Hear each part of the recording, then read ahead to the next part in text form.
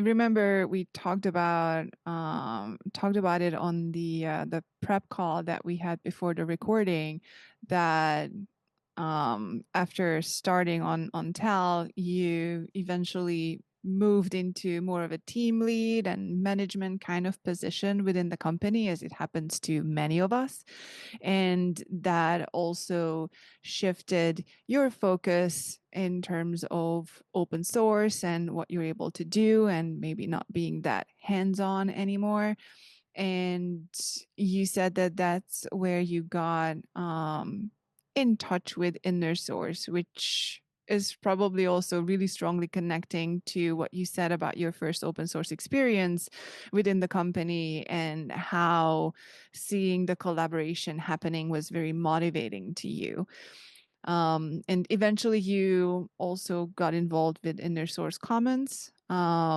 And we already had a podcast episode with Claire Dillon, who's also been with the InnerSource Commons. And she was, I think, the executive director for a while. Mhm. And so I would like to dive into your inner source experience, and how that experience has been within BBC.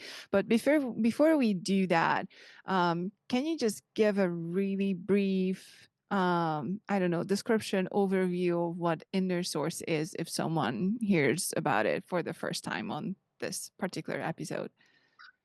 Yeah, so InnerSource is often described as applying open source practices to company internal software, which is a really helpful description for people who are familiar with open source. One of the interesting things we're finding in the InnerSource Commons is people are coming at it from two different angles. Sometimes people are coming at it from, I know what open source is, let's use those principles for internal software because they're really great and they help collaboration, reduce duplication, increase quality, all that great stuff. But then we have a bunch of people coming into InnerSource from, not from an open source background, and that's where you kind of need to explain it in more fundamentals. So in that case, you might describe it as teams working on each other's code, collaborating asynchronously, and avoiding silos within organizations. And one of the things that the InnerSource Commons is keen to work on in the near future is kind of publishing um, our definition of InnerSource to I think help the industry around these conversations, because yeah, they're surprisingly difficult when it comes to defining InnerSource.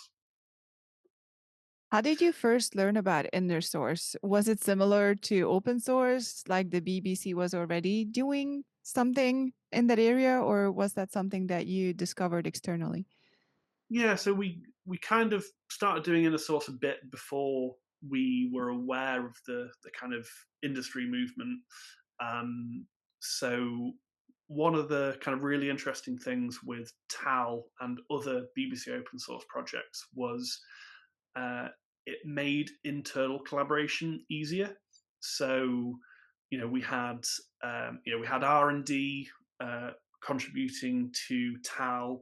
We had the kind of we had the consumers of TAL within the group of TV teams would contribute to TAL in ways that they wouldn't contribute to, maybe, I don't know, like the sport app wouldn't contribute to iPlayer, or vice versa. So it was interesting to go like, oh well, why does open source kind of magically make internal collaboration better? And we kind of went down this pathway. We called it, we referred to it as open development, like open development practices, and together with some other teams across the BBC. So we were kind of building or rebuilding a lot of our websites on a common platform. And I think inner source and platform engineering have some interesting crossovers. But yeah, so we got together with other people who were trying to have shared code and collaborative practices around that shared code. And by taking cues from inner source, we put together this open development framework, which was here are the practices that will enable collaboration on software across teams in an open source type way, but on internal software. And as we kind of did our research, attended open source conferences and things like that. So OSCON OSCON 2018, I think there was an InnerSource track there, and my manager at the time spent most of his time there, and we kind of realised this thing that we're trying to do is InnerSource, and there is a foundation being spun up around it. Originally incubated in PayPal, and yeah, that was our introduction to InnerSource.